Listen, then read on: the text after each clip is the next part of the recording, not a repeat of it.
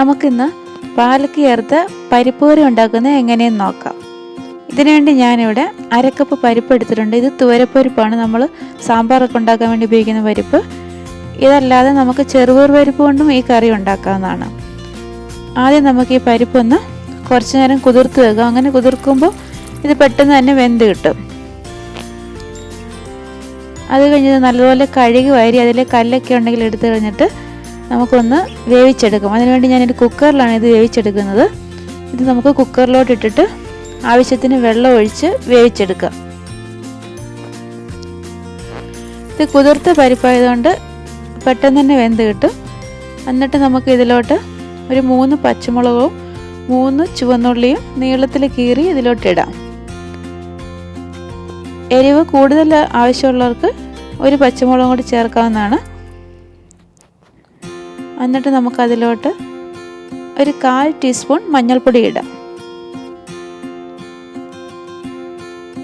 ആവശ്യത്തിന് ഉപ്പിടാം.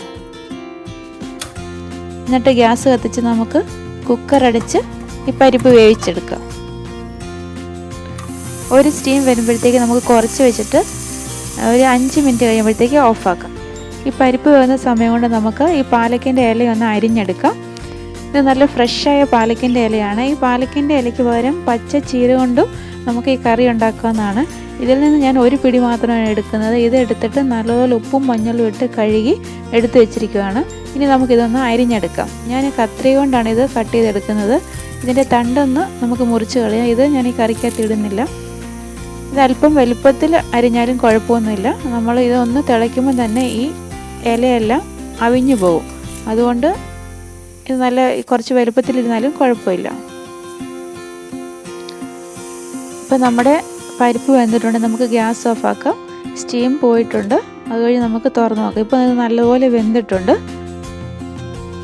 നമുക്കൊരു സ്പൂൺ കൊണ്ട് അല്ലെങ്കിൽ തവി കൊണ്ട് ഇത് നല്ലതുപോലെ ഒന്ന് ഉടച്ചെടുക്കാം. അതിനുശേഷം അതിലോട്ട് നമ്മൾ അരിഞ്ഞു വെച്ചിരിക്കുന്ന പാലക്കിൻ്റെ ഇല ചേർത്ത് കൊടുക്കാം. എന്നിട്ട് നമുക്ക് നല്ലതുപോലെ ഒന്ന് ഇളക്കി കൊടുക്കാം. ഇനി കുക്കർ അടച്ച് വേവിക്കേണ്ട ആവശ്യമൊന്നുമില്ല. ഇതൊന്ന് തിളയ്ക്കുമ്പോൾ തന്നെ ഈ പാലക്കിൻ്റെ ഇല പെട്ടെന്ന് തന്നെ വെന്ത് കിട്ടും. അല്പം വെള്ളം കൂടി നമുക്ക് ഒഴിച്ചു കൊടുക്കാം. ഞാനൊരു 1/2 കപ്പ് വെള്ളം കൂടി ഒഴിച്ചിട്ടുണ്ട്. ഉപ്പ് ഞാൻ നേരത്തെ തന്നെ പരിപ്പ് ചേർത്തിട്ടുള്ളതുകൊണ്ട് ഉപ്പിൻ്റെ ആവശ്യമില്ല. നമുക്ക് ഒന്ന് അടച്ച് വെച്ചിട്ട് ഒന്ന് തിളയ്ക്കുമ്പോഴത്തേക്ക് തീ കുറച്ച് വെക്കാം.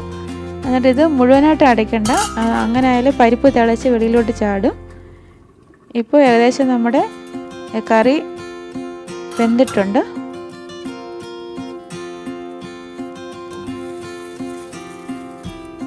നമുക്ക് ഇനി ഇതിലോട്ട് അരപ്പ് ചേർക്കണം. അതിനുവേണ്ടി ഞാനിവിടെ ഒരു 1/2 കപ്പ് തേങ്ങയും ഒരു 1/4 ടീസ്പൂൺ ചെറിയ ജീരകവും ഒരു ചെറിയ അല്ലി വെളുത്തുള്ളിയും 2 ചുവന്നുള്ളി എടുത്തിട്ടുണ്ട്. ഇത് നമുക്ക് നല്ലപോലെ ഞാനിവിടെ അരച്ചെടുത്തിട്ടുണ്ട്. ഇത് നമുക്ക് തീ കുറച്ച് വെച്ചിട്ട് ഈ കറിയിലോട്ട് ചേർത്ത് കൊടുക്കാം. ഈ അരപ്പ് ചേർത്ത് കഴിഞ്ഞാൽ നമ്മുടെ കറി തിളപ്പിക്കേണ്ട, നമുക്കൊന്ന് ചൂടാക്കി എടുത്താൽ മതി. അത് നല്ലതുപോലെ നമ്മൾ ഇളക്കി കൊടുക്കണം, അല്ലെങ്കിൽ കറി പിരിയാൻ ചാൻസ് ഉണ്ട്.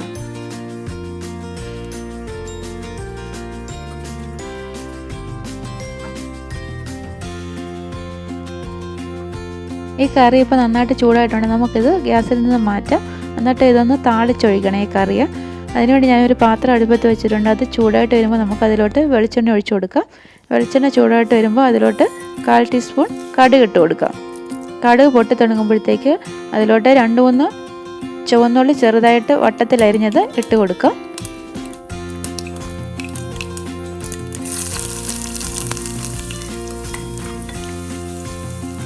എന്നിട്ട് അതിലോട്ട് 2-3 കഷ്ണം വറ്റൽമുളക് ഇട്ട് ആവശ്യത്തിന് കറിവേപ്പില ഇട്ട് ഇത് നമുക്ക് താളിച്ചെടുക്കാം. ഇത് മൂത്ത് വരുമ്പോഴത്തേക്ക് നമുക്കത് നമ്മുടെ കറിയിലോട്ട് ചേർത്ത് കൊടുക്കാം.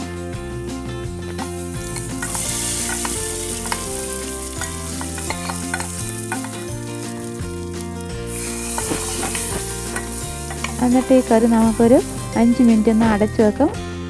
നമ്മൾ താളിച്ച ഇതിൻ്റെ മണമൊക്കെ പോകാതിരിക്കാൻ വേണ്ടിയാണ് ഇത് അടച്ചു വെക്കുന്നത്. 5 മിനിറ്റ് കഴിഞ്ഞ് നമുക്ക് തുറന്നിട്ട് ഇതൊന്ന് നല്ലതുപോലെ ഇളക്കാം. ഈ പരിപ്പ് ചേർത്ത കറി കുറച്ച് സമയം കഴിയുമ്പോൾ ചിലപ്പോൾ കുറച്ച് കട്ടിയായിട്ട് വരും. അങ്ങനെ വരുവാണെങ്കിൽ കുറച്ച് ചൂടുവെള്ളം ഒഴിച്ചിട്ട് അതൊന്ന് ആവശ്യത്തിനുള്ള പരുവത്തിൽ നീട്ടിയെടുത്താൽ മതി.